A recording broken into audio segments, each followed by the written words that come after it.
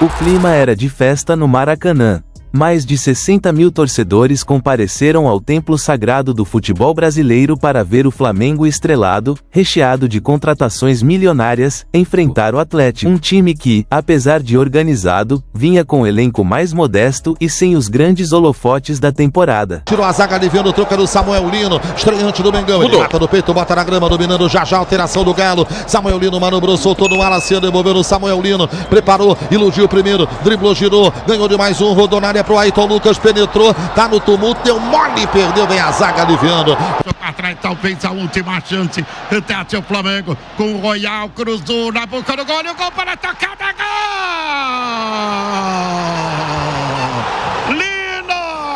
Atlético Mineiro 1, mas tá impedido. Linha traçada e também impedido, diga aí. Muito impedido, né? Tava muito à frente o Samuel Lino, não precisava nem traçar a linha, Nilson. O Galo vai levar a vitória do Maracanã. Hoje deu para ver que a tendência é o time crescer, ganhar uma força ainda maior e produzir ainda mais. É isso, eu duvido, tá? Que o Felipe Luiz vá colocar time principal no jogo de volta. Felipe Luiz já falou, foco dele é brasileiro e Libertadores. Pra mim, eu entendo completamente, Raí. Agora, você tava comentando o jogo e eu entendo o Flamengo colocar time misto. Agora, não dá pra entender como os reservas do Flamengo jogam tão mal quando eles têm chance, gente. Sempre quando o Flamengo joga com um time misto, o Flamengo não joga nada. Pô, se é pra você ter um elenco forte, você tem que ter um time misto que jogue bem. Até o gol do Atlético Mineiro, que aí eu digo, o Lino entrou, ele mudou o jogo. Ele mudou o jogo. Mas e aí? E o Everton Araújo? E o Matheus Gonçalves? E o Plata? Como erra o Plata? Gente do céu!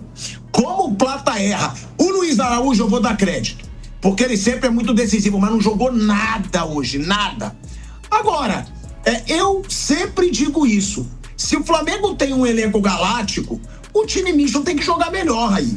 Até o Flamengo sofreu gol. O Flamengo mal ameaçou. O gol do Everson. Teve a bola na trave, naquele chute do Everton Araújo. E não lembro mais de alguma coisa tão perigosa, de algum lance tão perigoso até o gol do Atlético Mineiro. Teve uma jogada do Plata também. No finalzinho do primeiro tempo, a tabela que ele faz com o Pedro, sai na cara do gol e o Everson faz a defesa. Mas de fato o Flamengo criou pouco. Acho que principalmente os 20 minutos iniciais do Flamengo foram ruins.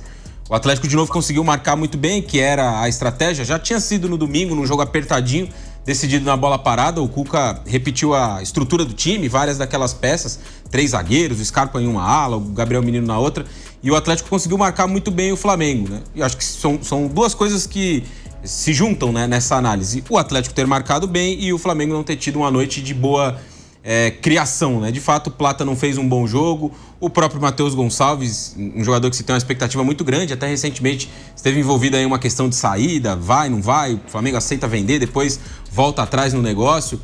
Em tese, ele poderia ser um criador no jogo de hoje, também não conseguiu fazer bem esse papel. O Everton Araújo... O rubro-negro carioca, embalado pela expectativa de estreias como a de Samuel Lino, Emerson Royal e até o experiente espanhol Saúl Ñíguez, era apontado como favorito absoluto antes do apito inicial. A mídia durante a semana repetia como um mantra: esse Flamengo é europeu. Mas o que se viu em campo foi uma exibição frustrante.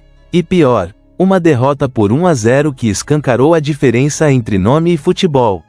A torcida saiu atônita. A imprensa foi à loucura. Desde o apito final, os programas esportivos entraram em modo de emergência. Manchetes em tons de incredulidade dominavam os portais. Como pode? Milhões em campo, 0 em resultado. Flamengo Galáctico perde para Atlético Operário. Os comentaristas, antes encantados com a folha salarial do Flamengo, agora disparavam críticas.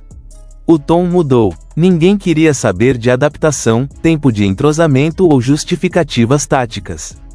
Era inadmissível, na ótica da mídia, que um elenco com nomes como De La Cruz, Arrascaeta, Pedro, Bruno Henrique, Alan, Varela, além das novas contratações internacionais, saísse derrotado, e em casa.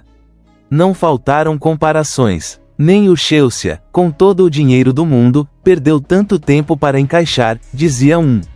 Outro lembrava, nem o PSG conseguiu juntar tanta estrela e dar tão pouco retorno em tão pouco tempo.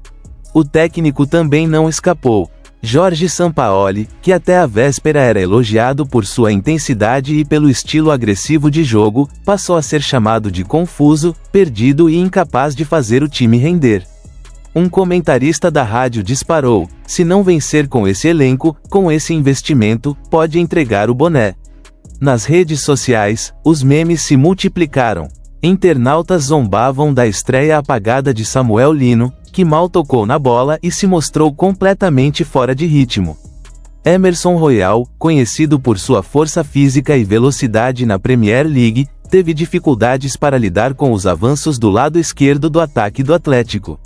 Saúl Ñíguez, anunciado com pompa como o europeu cerebral do meio-campo, parecia mais um turista perdido na cidade maravilhosa. A torcida, claro, foi implacável. Vaias, protestos e cobranças já no desembarque dos jogadores, mesmo com apenas uma partida disputada por parte dos reforços. O torcedor quer resultado imediato.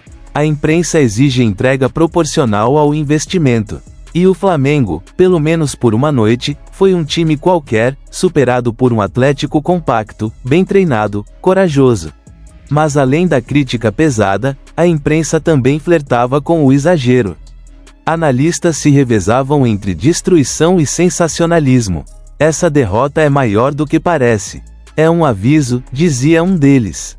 Outro ia além: Flamengo está virando um case de fracasso milionário. Houve quem comparasse a noite com a queda do Flamengo para o Tolima, ou mesmo a derrota na final da Libertadores para o Palmeiras. Para muitos, perder no Maracanã diante de sua torcida, com um elenco tão recheado, era mais simbólico do que qualquer revés anterior. Era a prova de que futebol não se compra, que camisa não ganha jogo sozinha, que nomes não fazem time. A crítica não poupou ninguém: diretoria, jogadores, comissão técnica e até o departamento de scout. Se perguntava como foi possível trazer nomes tão badalados sem saber se encaixariam no futebol brasileiro, em um clube com pressão 24 horas por dia. A verdade, no entanto, é que o jogo vale 3 pontos como qualquer outro. Mas o peso simbólico da derrota aumentou pela expectativa criada. E quando se constrói um castelo sobre promessas, qualquer tropeço vira desabamento.